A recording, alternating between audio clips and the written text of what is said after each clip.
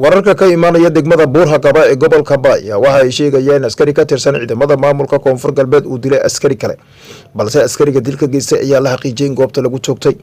dilka askariga ayaa waxaa la sheegay inuu yimid kadib markii askariga la dilay oo lagu magacaabi jiray Maxamed Ugu oo qorigiisa u dhiibay askarigii dilay isla markaana ay ka wada tirsanayeen ciidamada daraawiishta maamulka Koonfur Galbeed balse qorigiisa lagu dilay.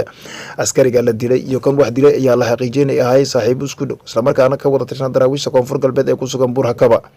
halka dilka uu ka dhacay ayaa waxaa la sheegay inay ka agdhawaayeen ciidamo kale oo ka tirsan kuwa maamulka Koonfur Galbeed oo goobta ku sugnaa lana xaqiijiyay inay goobta ay ku dileen askariga dilka geystay.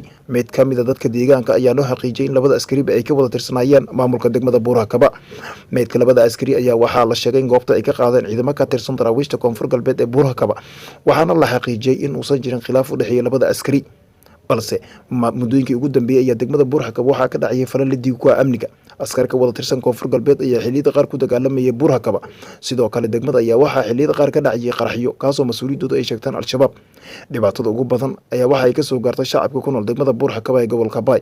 haddaba si aan wax badan ugu ogaano ayaa waxaa qadka taleefanka aan kula xiriiray maamulka degmada balse ma aynan suurtagelin.